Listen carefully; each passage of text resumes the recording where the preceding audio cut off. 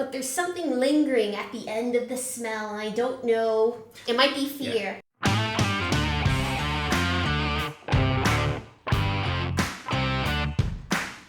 Welcome to Dram Fine Whiskey. My name is Matt, and I'm a bit of a whiskey nerd.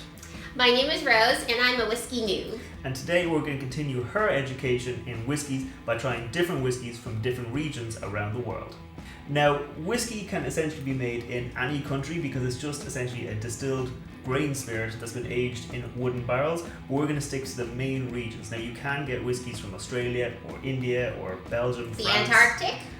If they can't grow grains there, but they can ship them in. You could also get grains from Canada, but we're going to stick to the four kind of main whiskey producing regions. That would be America for bourbon, Irish for single pot still whiskey, a Japanese blended whiskey, and a single malt Scotch. So we're going to start off with the Kentucky straight bourbon. This is Eagle Rare. Now, a straight bourbon means it's been aged for at least 2 years. This has been aged for 10 years.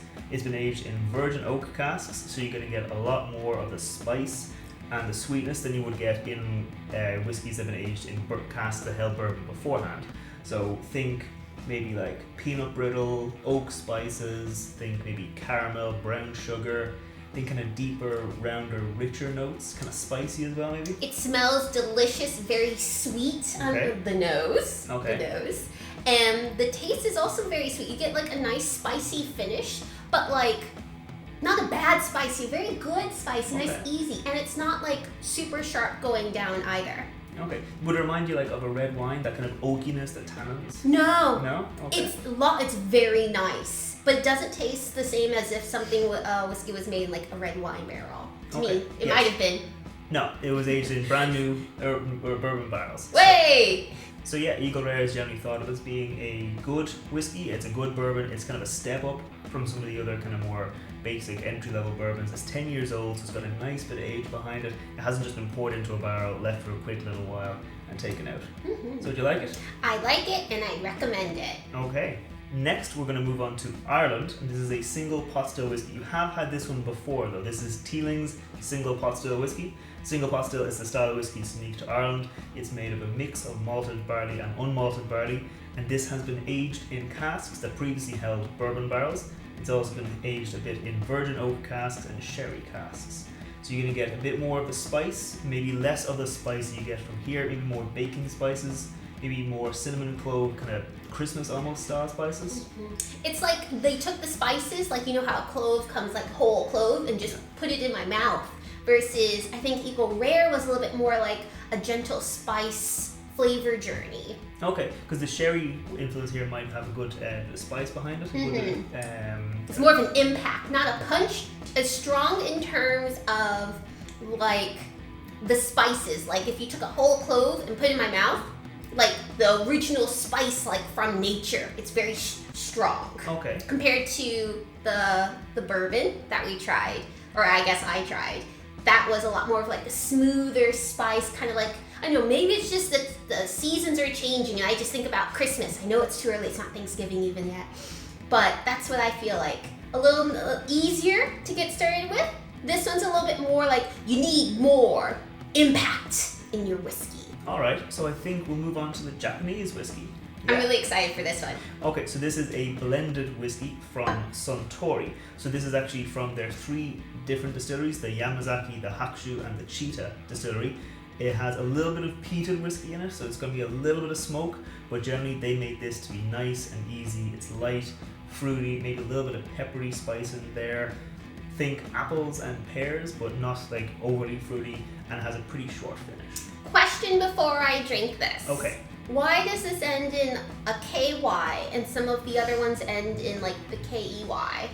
There's just no real reason. Okay. It's just to do with whiskey from Ireland and whiskey from Scotland. They kind of want to differentiate each other. So one of them spelled itself with a Y, some of them spelled it with an EY. Some bourbons will spell it with a Y instead of an EY, and some will spell it with EY. The general rule of thumb, if the country has an E in it, it has an E in the whiskey. Okay, there's no E in Japan. This is lovely, so smooth. Yeah. Also looks beautiful, but as I've learned, color means nothing.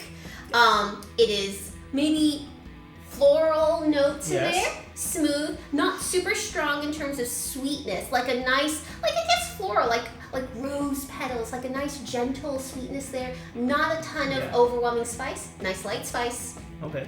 Yeah, so this is called the Hibiki Harmony, and can you guess why? It's a harmonious flow of flavors. Yes, pretty much. So it's meant to just represent the best of Japanese whiskey, the easiest, most kind of just best example of Japanese whiskey that they could put together. Well, they sure did a good job of it. Yeah, it is. I kind of want to keep it. I didn't want to put it back. Well, we've got one more whiskey for you to try, so you have to put it back. For now. Okay. For now, Hibiki. Okay. Now, the last main kind of region of whiskey will be Scotland. Now, you might be worried about Scottish whiskey that it's going to be overly peated and overly smoky because you don't seem to like peated, smoky whiskies. I am terrified right now. This is, from what I can see from the whiskies I have, this is marked as one of the most entry-level, easy to get to know Scottish whiskies. It has very small amount of smoke in it. When it gets talked about in the smoke, it's only mentioned like in passing or in the finish. Okay. So for this, think candied pear drops or apple drops. Think of a little bit of smoke at the very end. It's generally quite sweet and quite floral. Okay. All right. Go for it. Oh gosh. What I do you still like looking at the color first. What do you get on the nose? Okay, this is not what I was expecting. Okay. It's sweeter smelling than I thought it would be. Yeah. Not every Scotch is going to be super, super peated. But there's something lingering at the end of the smell, and I don't know.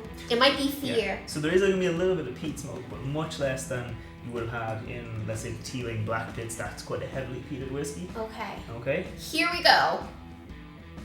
Here we go. That wasn't as bad as I thought it was going to be. Yeah. It really wasn't. I know, right? Not every, because this is a Speyside, so Scotland itself has different regions within it. Speyside, Highland, Lowland, Campbelltown, and Isla whiskies. They're going to be your really heavily peated whiskies. This is a Speyside, so it's on the River Spey, and it's generally it's quite a light whiskey. Speyside whiskies generally fruitier, more floral, bit of smoke. Like they did use a bit of peat smoke in drying out the barley, but it's actually not very present. I am wowed. I only got smoke on the nose. Okay.